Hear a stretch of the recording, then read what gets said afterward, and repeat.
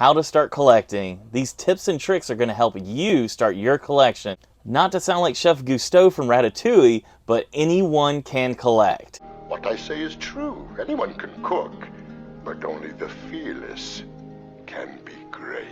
First off, what do you like? What are your interests? What is some of the stuff that you love? Could it be Ninja Turtles, Power Rangers, Marvel action figures, Funko Pops, McFarlane action figures, Masters of the Universe, or some vintage stuff that reminds you of your childhood? It really could be anything. Once you figure out what you like and what you're focused on, you're gonna have to start doing some research on pricing, maybe go to retail stores, stuff like that, see what you can find right off the shelves. Now, if you've never collected Funko Pops before, you might not know anything about these. Sometimes you see them on clearance for $4, sometimes you see them for $20.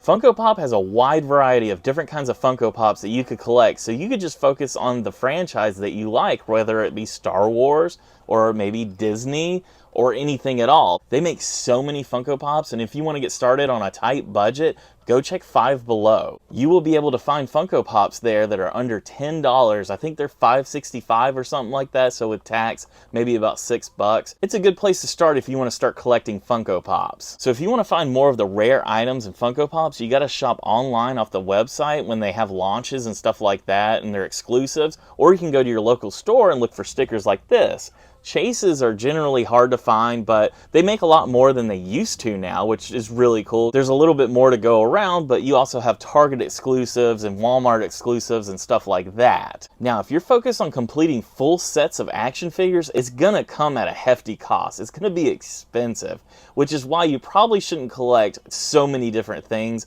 like I have here. If you do want to collect Marvel Legends, they do cost a little bit more than Funko Pops. You're looking at like $24, $25. After they discontinue them, you'll see the prices fluctuate, and some of them will be harder to get at a markup cost. Marvel Legends are really cool, and you definitely get that feeling when you complete a wave. You might hear that a lot, wave of figures, or I'm going to complete this wave. I will show you what that is. So right here you've got build a figure. You've got 6 figures listed on the back. That is the complete wave. So these figures are the ones you're going to be focused on if you want to complete this wave. The same thing goes with McFarlane figures. Here you've got a King Shark build, and you have to get all the figures to build it, which completes the wave. See, on the back of Harley Quinn, you've got the rest of the figures you need to complete that build, which is really cool. So the McFarlane Build-A-Figure waves run about the same as Marvel Legends. You're looking at $24.99 normal retail. But here's the fun part about McFarlane and Marvel Legends. You can find these for a really decent price once it's been a while and they go on clearance. See, I got Zombie Scarlet Witch for $7.49, and I've got Red Hood for $5.99. Which brings me to my next collector's tip.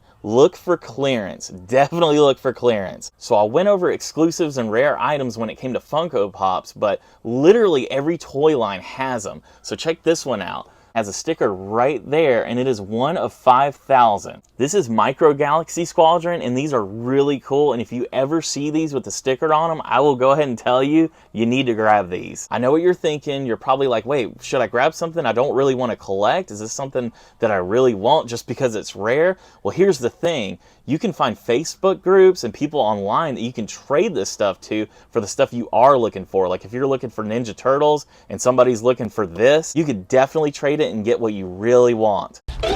Let's go for it! Alright, this next one is going to be a little more painful, and it's definitely going to be more difficult. You can't just find this stuff in retail stores, but retro figures, retro toys, classic toys, vintage, whatever you want to call them. These are highly sought after now, and these are definitely going up in value. I would tell you to avoid eBay prices at all costs. Avoid markups. Go to a local toy store or maybe a convention. Try to trade. Try to talk them down. Most people are really cool if you have cash. That's the only way you're going to collect this stuff without going completely broke. Does the phrase, go suck a lemon, hold any meaning for you? Start small. I know this is a giant doll here that costs like over $500, but let me tell you, if you're unsure and you just start buying stuff that's over $500, you might regret it, and that will suck. You don't want to go broke. So if you've never collected Chucky stuff and you want to find something similar to the dolls and replicas and all that, you can go to Spencer's or shop online,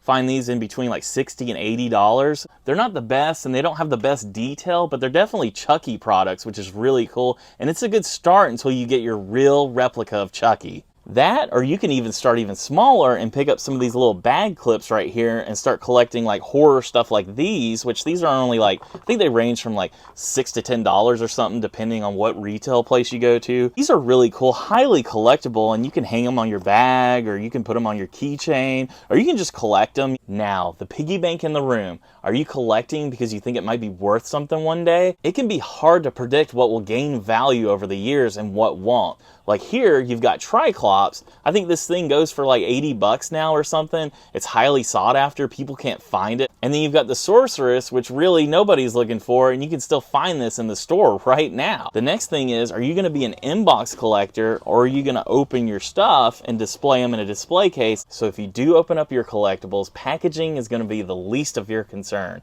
But if you're an inbox collector, packaging is everything. You're going to look at every corner. You're going to look at all the tape. You're going to open it up, make sure there's nothing missing. You're going to make sure that nothing fell down to the bottom of the packaging. So inbox collectors want to make sure that everything is sealed. See that tape right there? It's not tampered with. It hasn't been opened. It's completely sealed. And you got to check the bottom too as well. So right here, you can see the bottom right there, the tape right there. So that means this thing is brand new. It is sealed. It has never been opened. So basically, shop small, shop cheap, and focus on completing waves and stuff like that. Now, if you're cool with just collecting a bunch of random figures and stuff like that without completing waves or sets, that is perfectly fine. In fact, that might be the best way of collecting. A lot of people go crazy when they can't complete their sets, and they'll almost spend any amount of money to do so. And look, you don't have to know everything there is about a character to buy the toy or the collectible. Don't be discouraged from that. You see it in a movie, you like it, you want to buy the figure, go ahead and buy it. You like the cover, buy the figure. It's not a big deal. Don't let anybody make you feel like you're not a true fan because you don't know the 20 quiz questions or the character's background or any of that. You just like the character, you want to buy it. That's completely fine. Collecting is for everyone. You must be imaginative, strong-hearted. You must try things that may not work. And you must not let anyone define your limits because of where you come from. Your only limit is your soul. What I say is true. Anyone can cook, but only the fearless can be great. All right, thanks for checking this video out. Don't forget to subscribe for more.